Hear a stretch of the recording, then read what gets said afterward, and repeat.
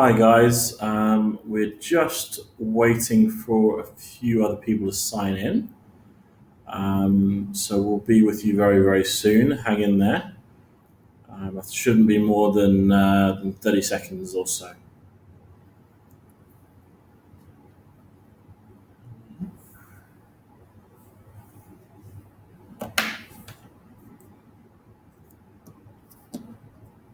Good to see you guys coming on in.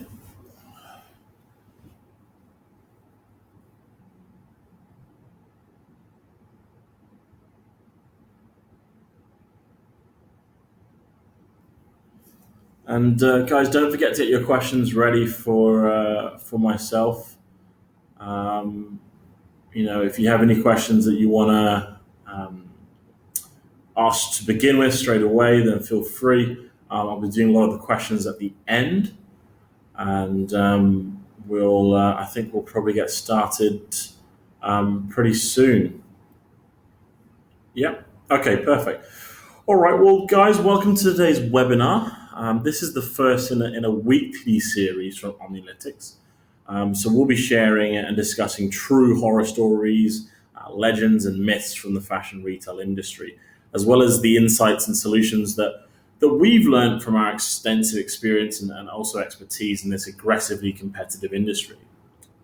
So naturally, this being an Omnilytics workshop, you shouldn't be surprised if most of these solutions revolve around our dashboard. Call me biased, I can take it. Okay? So, to introduce myself, my name is Matt, and today we'll be talking about competitor shopping, affectionately known as comp shopping. What is it? Why is it important? And how do you do it? Okay.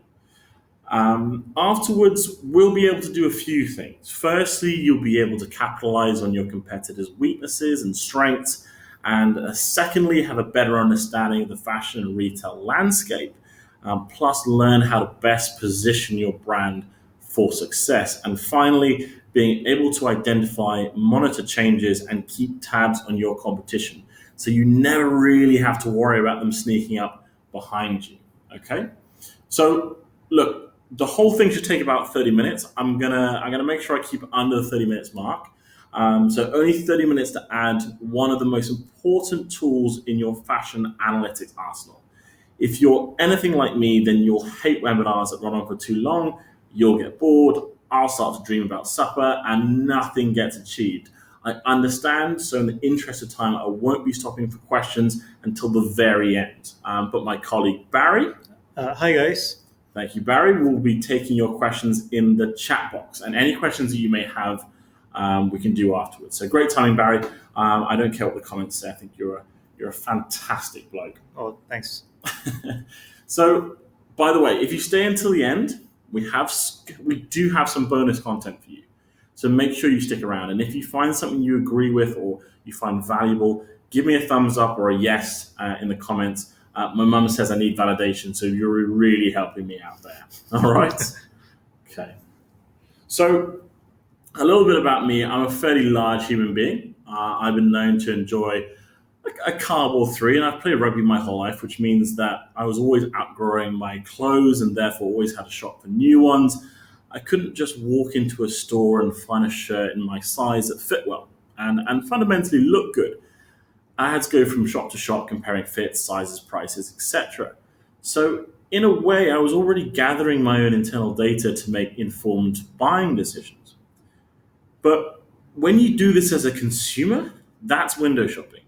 But when you do it as a brand owner, benchmarking yourself against your competitors' assortments, pricing, promotions, store environments, etc., we call that comparison shopping.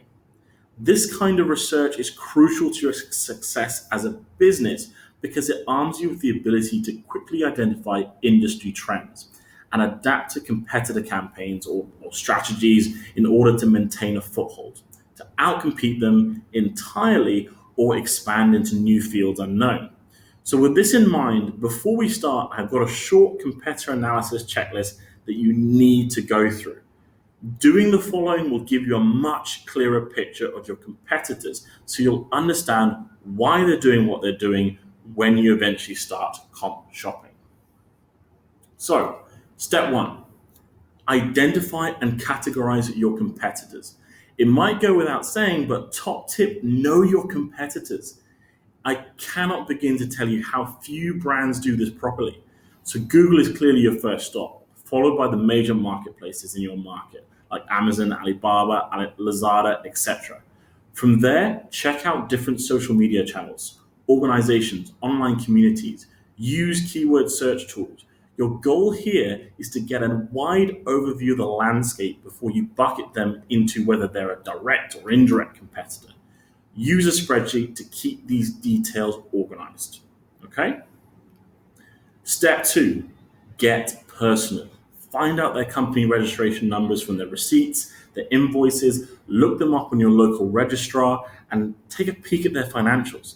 If they have a website, do a who.is lookup. Or, another cracking top tip, free of charge, of course, check LinkedIn to see if they're hiring management. Okay? If they're hiring management, that's indicating shift in a business focus. Okay? If they're hiring lower level, that indicates expansion. You can even use Crunchbase to see if they're fundraising or how much they've raised. Set up Google Alerts to always keep abreast of these developments. Step three, get social. Okay? Read reviews, check out their social media profiles, find out what turns people on or off against them. You might find a gap that they're not addressing that you could plug. Okay? So what do? We walk into our competitors' stores with a dodgy disguise and an even worse memory, trying to memorize price tags, colors, assortments, even store layouts and retail assistant demeanors. The whole process was and is entirely manual. We had a limited scope because we're not all rain men, we always fall subject to human bias. If I have to take the stairs to your shop, then I'm more interested in finding my breath rather than how many tank tops you're stocking right now. So why did we do it? Because fundamentally, comp shopping is, even in the old-fashioned way, sort of works. And here's five reasons why. One, visual merchandising. You could obtain the visual impact of window displays, the overall trend presentations, including mannequin styling and product display, as well as promotional setups. Two, touch and feel. You could validate product materials, features, and styles against retail prices, as well as trying on as well as trying on products to assess fit. Thirdly, assortment strategy. You learn what their popular products are by how they're displayed, as well as the kind of consumers they're targeting. Four, experience the customer's journey. I used to pretend to be a customer, asking about trends, experiencing the customer service for myself. It works all the time. And lastly, monitor footfall. You could sit outside a store and just observe, I don't know, shoppers walking in and out, and if they walk out with bags, for example. And yes, that is how it used to be done, and in fact, it still is.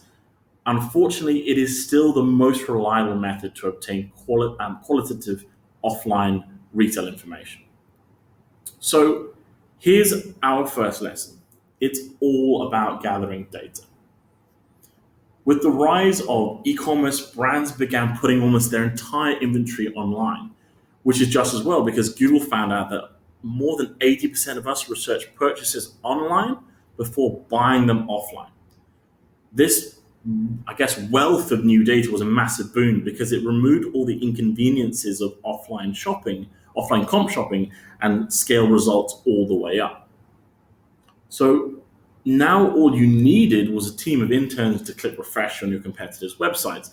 This meant an improved understanding of one, brand positioning and strategy, a competitor's complete assortment, pricing, markdowns, whatever you could imagine. And since everything could be viewed with a couple of clicks, it became pretty easy to understand how your competitors were moving, but only SKU by SKU. Secondly, visibility on promotions. It's much easier to monitor promotions, especially so for competitors who treat their websites as an online outlet. You can get a clear picture of what's trending down for them. Thirdly, ease of info sharing. With screenshots, it's easier than ever just to pass crucial details and even photos to the right department to take action. Number four, no geographical barriers. You can snoop on any brands around the world just using the internet. Number five, convenient and fast. You can do it anytime, any place. If you have Wi-Fi, a phone, a laptop, whatever it may be. Number six, data can be measured now. And in the past, data was siloed within different departments or different businesses or different markets. It is now essentially decentralized information. So that ties us to our second lesson of the day. Speed is key in fashion. And I know a lot of you can dismiss fast fashion, and even the old and revered fashion houses like Burberry have launched runway to retail campaigns. Even they are recognizing the modern fashion consumer's appetite for the now. You have to listen to this. Data needs to be gathered in bulk and at speed. Okay? So now you have heaps of data in your overworked interns that your overworked interns have collected, but because they're manually eyeballing thousands of SKUs and crunching those numbers, you're only getting the bare minimum of what constitutes a comp analysis. So this leads us into our third lesson. Data is useless if you can't get actionable insights from it. So I'm about to share with you the easiest and quickest way to comp shop. Our team consists of fashion retail experts from companies with millions in revenue. These companies ship worldwide, but they all made mistakes in comp shopping by hiring teams of interns to do it. But that's okay because they made those mistakes, so you don't have to. Okay. So if you stayed with me until now, great. That tells me you want to make better decisions for your fashion business based on solid data rather than gut feel. And that's exactly what the analytics dashboard and the analytics team does. So here's an example. Say, for instance, we're interested in checking out what's going on at ASOS, one of the largest fast fashion websites in the UK, and they are killing it with trendiness and speed to the market. But they're a massive, massive store, and even with rooms full of interns, you've got your work cut out for you, especially trying to keep track of every change to every single SKU from every brand and every retailer. So right away, as you can see here, we've got data on 158,000 SKUs from ASOS, and I think it's... Sorry, that's 155,000. 155, sorry. My eyes are getting a bit tired at night. 155,000 SKUs from ASOS in the selected date range, which is up until August 27, 2018. And because you've always wanted to know how well your competitors are doing, we show you their sellout rates, whether at full price or discounted. ASOS's sellout rate is, what is it? It's 82.7%. So that's a good figure. And if there are a lot of items on discount, they're still not selling out, maybe you can be a little bit pleased. Okay, so in this case, the total sellout at discounted price is 72.6%. So we can also show you the breakdown of their assortment. So how heavily they're investing in particular category. So it looks like tops and dresses are still the first and second highest selling category above outerwear, which doesn't obviously makes a lot of sense considering it's about 7 degrees in London today. So let's take a look at sellout rate for dresses.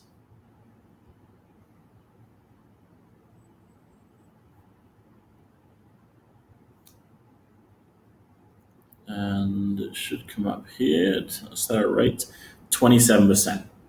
So that kind of makes sense, doesn't it? They might have made a bit of a misstep here. Perhaps they started a little bit late on outerwear this year and overinvested in dresses. So you'll notice that we go into the subcategories as well, such as the styles of dresses. So we can look at bodycon, we can look at wrap, cami dresses, whichever it may be, whatever the silhouette means. Okay.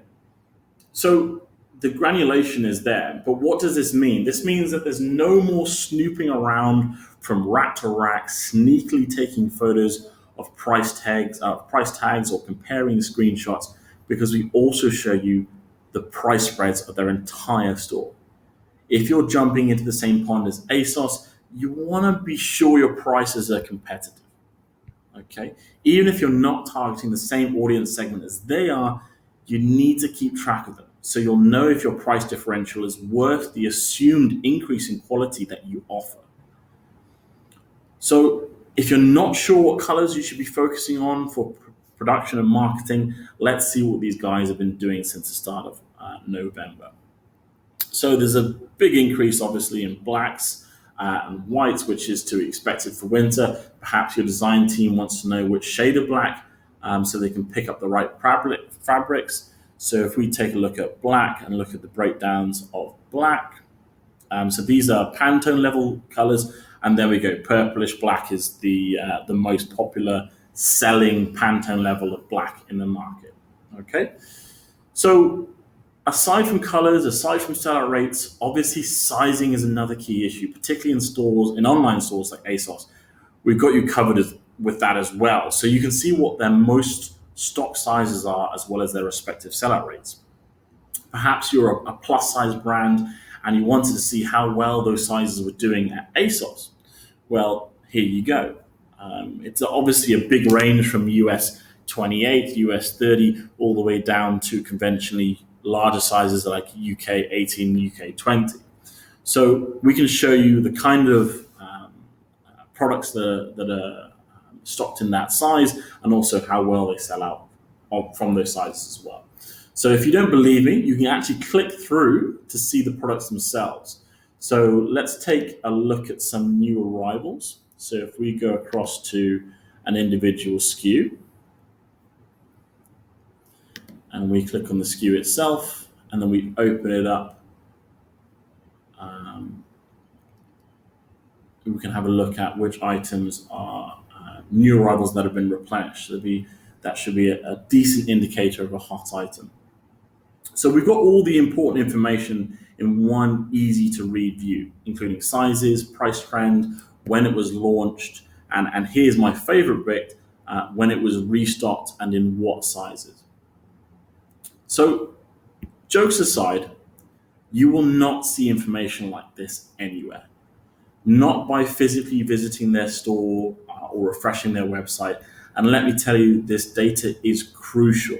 You need to pay attention to this. This is essentially showing you a product that just launched and is already being replenished. Okay, so let's take a look at a different strategy. This right here, which we'll show you in a second, is the Zara strategy. So how did Zara get so big? It's the old adage of speed and data. They launch a small quantity, test market receptiveness before ramping up production for a full launch. But we don't all have the budget of Zara to do testing like that. I wish we did, but that's fine because these guys are doing the testing for you. And we help you spy on the results of their testing so you can react as quickly as Zara does. So they say that knowledge is power, but you and I both know that knowledge is useless unless it's not presented in a way that can be used in actionable ways. That's why we decided to create the Analytics dashboard. Because to be honest, we were all sick of manually comp shopping and refreshing websites. Remember, comp shopping doesn't mean you need to watch your competitors like a hawk or let them keep you up at night, but you should keep tabs on how their businesses are changing and watch for new challenges in your space in an easy and automated, and essentially in an easy and automated way. So you have more time to ponder the decisions that will help you overtake your competitors or help you stay ahead. So if you stayed with me until now, I did say I would send you some bonus goodies. The first is an invitation to join our exclusive Facebook group that we just launched, because you've demonstrated essentially by listening to my whole webinar that you're not just interested, but committed to improving your fashion business through data. We thought it'd be best to connect you all like-minded people together, essentially creating a community that can ask questions and get answers. We'll be moderating it and chiming in with tips and tricks as well. So that's the first thing. Second thing, I'm going to give you all some other goodies, okay? So don't dare say I'm not good to you. I will be giving you access to a customer report, which is also worth more than my rent. And not just any old report, this will be a report on popular color trends taken from runways around the world. So this report has been created by our own machine learning dashboard and our busy bees over in the data analysis team. Now, now that the serious stuff is done, I'm going to talk a little bit more about what you'll see from us the next couple of weeks in terms of online webinar content. As some of you may or may not already know, Omnilytics uses insights to help brands and retailers across multiple industries make informed decisions on pricing strategies, competitive benchmarking, trend analysis, marketing insights, amongst innumerable pain points brands struggle with every day. We work with brands such as Shiseido, Salvatore Ferragamo, Adidas, and more to unveil market gaps, opportunities, consumer insights, and also the report that you will see new runway trends. We have some amazing guys here who want to work with you, whether it's just for some recommendations or some advice here and there. We want you to know that our ears are open. We know that next steps and decision making can sometimes feel like shooting in the dark or very much gut felt. So if you do want to have a little bit more oomph and get some data that will give you a little bit more clarity in your business, then you have two options. One, keep doing what you're doing. Keep watching our webinars or reading our blogs, or two, hire us. Invite us to your office, or as a reward, if you sign up for the subscription at the end of this webinar, we will give you an extra month for free, regardless of the duration of your package. So if you pick the starter plan, for example, that's a month-by-month subscription that you can cancel at any time, but you still get a free month. Alternatively, there is a chat function below. You can learn more about pricing and the ins and outs of our company. Between you and me, I've chained Barry and his minions to their desks, so they'll be online for a fair while to answer any questions. Okay, so talking of questions, let's look at a couple here. Just have a look at some of the ones that have come in.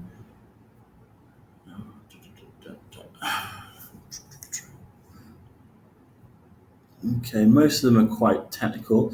How do I know if the data is accurate? Good question. How do we know if the data is accurate? Well, what we do for every client or every prospect that we work with, we will compare their internal data, their internal ERP system, with our system.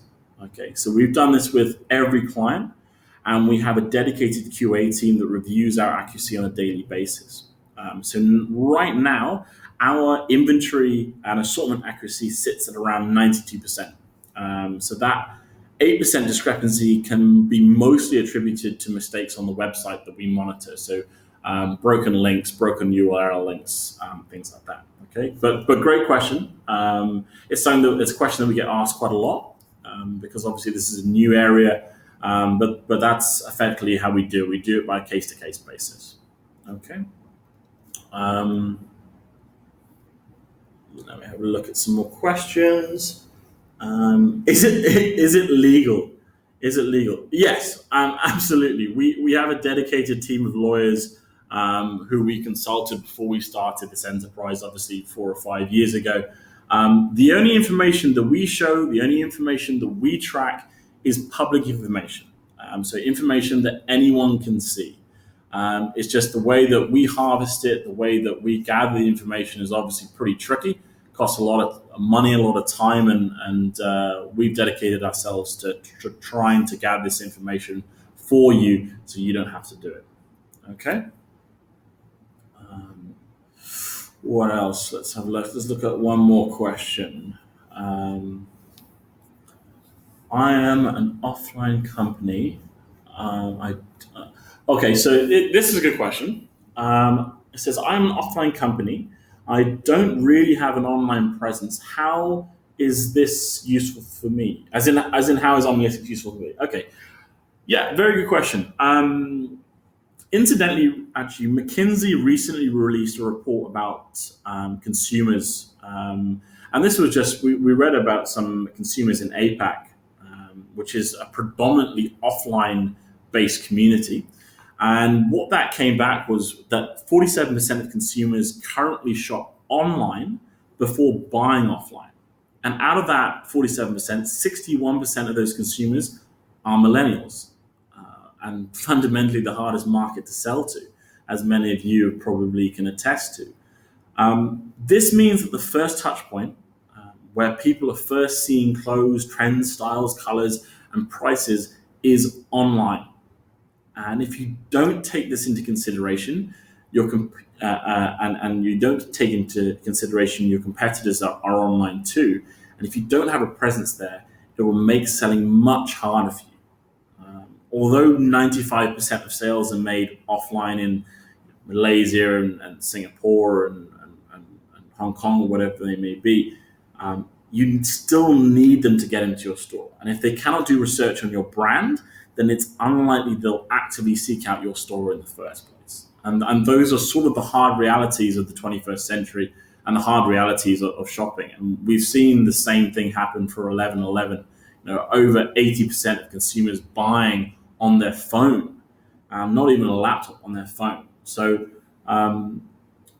thinking about what people are doing on the online is really making sure you understand the first steps of a consumer's journey, especially in fashion, especially in retail. Okay, so look, I don't want to take this on for too long. So to finish, a recording of this webinar will be made available on our website for rewatching. If there's any bits that you missed, you can obviously rewind and go back and look at the content itself. Now, I have to ask for a favor. I am in danger of sounding a little bit like a YouTube channel.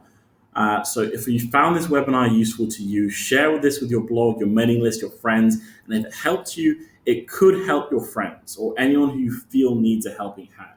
Again, guys, keep asking questions. Barry and the guys will still be here. Now, I wish I could sign out like an NPR radio host, but that's me done. Thank you for listening, guys. We will be back soon with some more top tips for growing your fashion and beauty retail business. We are Omnilytics, and I was Matt. Thanks, guys. Bye bye.